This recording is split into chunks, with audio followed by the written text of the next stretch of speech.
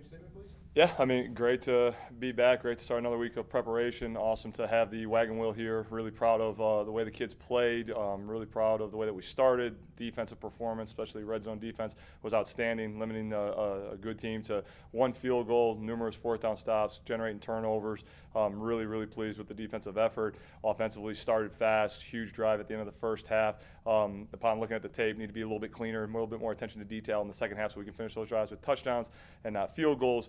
Again, we're really spoiled with our three specialists and what they're able to do, flipping the field, getting points on the board. So really pleased with the family effort. Great to have the wheel back home and onto a very, very good Ohio team and need to refocus. And as important as last week was, that's done. And now go forward to a great challenge in Athens, Ohio this weekend. What was it like to, kind of look at a win like that for a long time to try to get something like that? You've had wins in the past, but this was a different one. Yeah, it was special. I mean, it was really cool to get an ice bath from Nick Faulkner and one of the seniors, that had yet to touch the wheel, and to watch those seniors, pass the wheel around in the locker room and to share that moment on the field. And in the picture, whoever captured it, I should know, but of Will Matthews holding the wheel above his head, that's kind of gone around the past few days. Is just those are the moments that college football gives you, and that those seniors have worked so hard for, and what they really bonded over this offseason and really since we've been here, to put an emphasis on something, to make a promise on the first day, and then to have the guys, knowingly back me on that, and the family come through. And, the wheel's home, needs to stay here now. Talked with David Rush in facilities earlier. We're going to get the right gold on it, get that thing right, get it hung, and, it's good to have. And what's the feeling, not just to get the wagon wheel out of that game, but to also take first in the MAC East? Yeah, I mean, it's all of our goals are ahead of us. It's where we want to be, and now we need to have a single-minded focus to where we remain humble, we remain hungry. I mean, walking around campus this morning, there was a couple students that spotted me, and I know the same thing's happening to all our guys that, hey, coach, congrats. I know our kids are getting a bunch of pats on the back today as well, and rightfully so for the hard work, but we got to remain hungry, we got to remain humble, and we need to keep our nose down, and we need to go all in on a very, very good Ohio team this week and reshift our focus so that we can, not let this be the highlight of our season just because we got the wheel home and we're sitting here at first place. Like, that's great. We're in control of our destiny, but, we're about to go in week 7. There's a whole lot of football left to be played. Just talk about Will a little bit more, being able to shift gears with a guy like that who's a senior, and it's been an up and down career for him. Yeah, I mean, I really think who Will is as a person shown through as a player on Saturday. There's a reason that he's in a single digit. He embodies all of our golden standard values, and through some of the things that he's gone through, really a lot of it outside of his control, but the way that he's handled adversity, and for him to be ready and cleared and trained for when that opportunity came, he knew going into it that he was going to get some reps. He had no idea how much. I had no idea how much. And then obviously, some injuries occur and opportunity finds him. And we talk all the time to where, are you going to be trained? Are you going to be untrained? And Will's a trained dude, and he, was probably a little bit sore yesterday, admittedly so, because of the volume that he's had, the past couple of weeks, just getting back healthy. But I mean, I think he'll trade that soreness for the moment that he'll have for a lifetime because of what he was able to do, and the tremendous job by the offensive line up front, paving the way for him, clearing the holes. But he did a great job seeing it, running really physical behind his pads, and not trying to do too much. I mean, he knows who he is. He got north and south and increased some really crucial runs. Really sustained some drives, and I mean that last touchdown right before the end of the first half was big time. And on the flip side of that, do you have any update on the other guys, Joe and Xavier and Joshin? We got to see how the week goes along with their health, and I mean they all did a great job with rehab yesterday. And we'll see how that progresses as the week goes. Joe was an injury with. Yep. What's his situation? It's something that him and I are working through together. So see what happens this week. Yes, sir. Okay. Yep. Yeah, a ton of injuries, but yet, everybody has injuries in Sure. football. Yep. In the past, it's been an issue here, and you've been able to kind of, like you say, next man up type thing. What's Yeah. that kind of say at this point? Again, I think it's kind of the cultural change, if you will, that the guys have really embraced. First and foremost, what we do year round. You know, it gets brought to the light in season, but the work that our strength staff does, the way that our kids have bought into the plan of not only training, but more importantly, taking care of their bodies when they're not training, right? Hydrating properly, getting adequate rest, eating properly. I mean, we're very fortunate to have the resources that we have here, and our kids are smart enough to take advantage of it, to have the knowledge to apply the plan and to work the plan so that we're more resilient to injury. And that was something that we put a huge premium on when we first showed up. We modified some things in our winter conditioning phase this past year to add a little bit more size and strength, and we limited the running a little bit. And you know, you're always going back and you're always assessing how you're evaluating, right? That's what we do as coaches, and really pleased with the changes that Coach Sobel and his staff made, and the why behind we did it all was so that we could be more resilient when we came to the season, so that, you know, ultimately the greatest ability that any of our players have is their availability, and to have as many kids available as we do right now through 6 games in the year.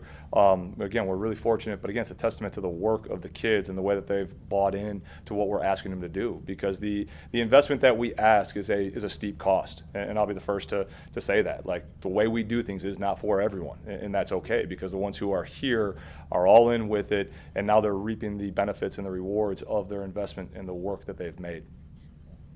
Can you talk a little bit about Crum? Obviously, he's one of the few consistent starters in all of college football that hasn't thrown a pick yet. Oh. One of the longest. It's like talking about a pitcher with a no-hitter. Like, just don't.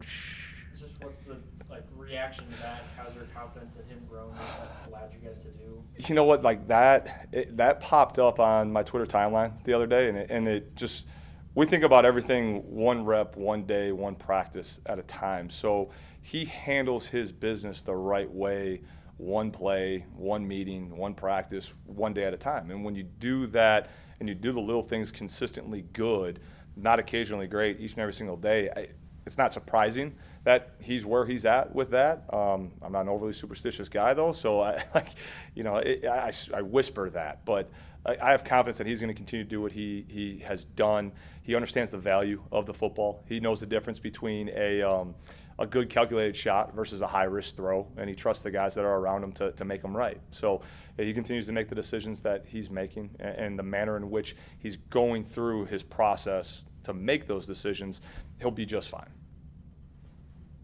I think the last field goal, the drive was all runs. Yeah. We kind of, when you come in here, we think we're going to see wide open everything. Obviously, getting to know you, Yeah. You want to pound, and you were able to pound that and win a game like that. Yeah, I think, again, it's kind of a misconception of our offense, right? You come in and everyone's kind of expecting that we're going to throw it all around the yard, and the kids have done a fabulous job of being really unselfish. One of the things that I think didn't get enough credit from the game was the job that the wide receivers did on the edge blocking. To have a day where we did running the football, it'd be easy for our wide receivers to be, well, we're just running the ball, here we go again, and not take as much pride in blocking as they do in getting a touchdown catch themselves. I mean, Mike Kerrigan is a guy that on the stat sheet, had, I think, 1 catch for maybe 8 yards, something like that. But his production and what he was able to do to help the team run the football it's immeasurable. Like you can't put a price tag on it for, again, a senior to do his 1/11th consistently in a game where I think we had less than 10 true drop back passes. Everything else is kind of off the run game or just different, wide receiver screens, but like not true down the field throws.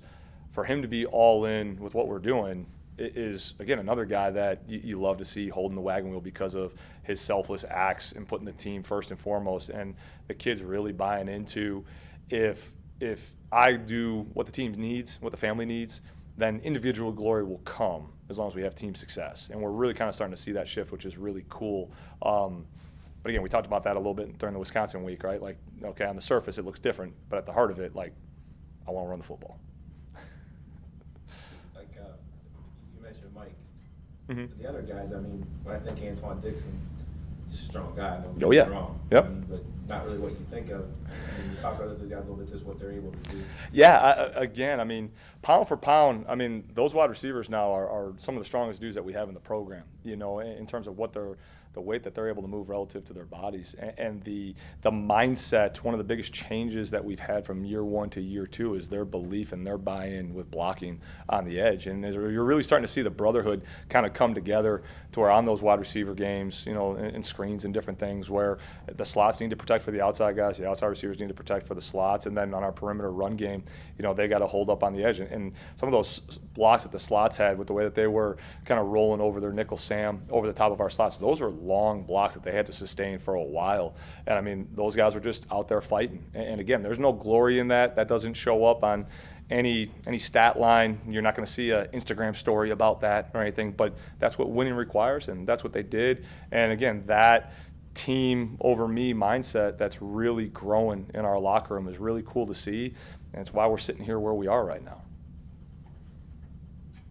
And so looking forward to this week, obviously you kind of got a similar situation with, as to Cato Nelson, with Nathan Rourke, a pretty multi-talented guy that leads OU in rushing yards. Anything that you think you can bring forward from this past week to use against him too? I mean, it's kind of a little bit different style of play, a little bit different, unique offensive scheme that they do. And Coach Solich and his staff have done a tremendous job really kind of shaping that offense to his skill set. I mean, last week he threw for a touchdown, he rushed for a touchdown, he caught a touchdown. I mean, we have to you always got to know where the quarterback's at and what he's doing. He's going to touch the ball every single play, but I mean, he is a special playmaker. He is a difference maker with the ball in his hand. So we got to be very conscious, you know, of making sure that he doesn't hurt us in a lot of different ways. And it's still early in the week, and we got to, you know, pick our poison accordingly with all that. But he's a very special player, and there's a reason why, you know, he's been leading that team to a lot of success over the past few years, and you know, continues to fight each and every single week. And I mean, he's a special talent.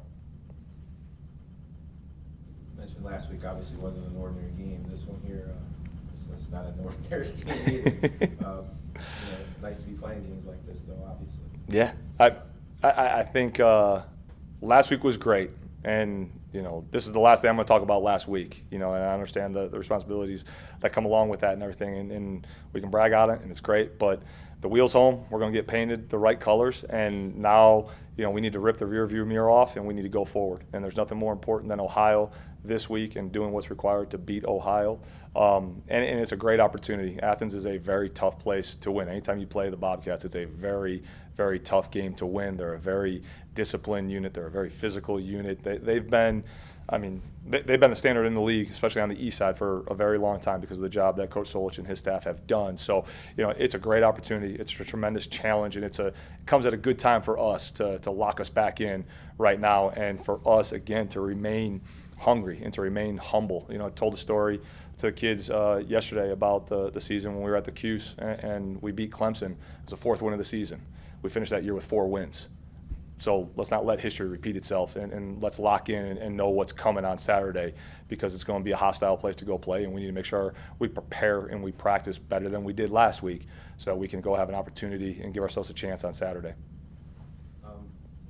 What makes them, I mean, you know what you're getting, but just who in particular, that kind of thing. How that The thing that jumps out, Alan, is their physicality on tape. I mean, across the board in all 3 phases. You know, we talk all the time about, you know, one of the most powerful positions in sport is striking someone with near foot, near hand leverage, and you see it show up everywhere. Like, these guys love the noise. They play football the right way. They are mentally and physically tough, and so that travels, and that shows up week in and week out. They've been in some really tight contests, you know, so they've gone through some adversity this year, and they found ways to win, and they found ways to, you know, get better week in and week out. I think when we were talking about Nathan Rourke and the way they match the scheme to fit their personnel, I think they're as good as anyone in the conference as far as coaching staff doing that and getting their kids in position to be successful.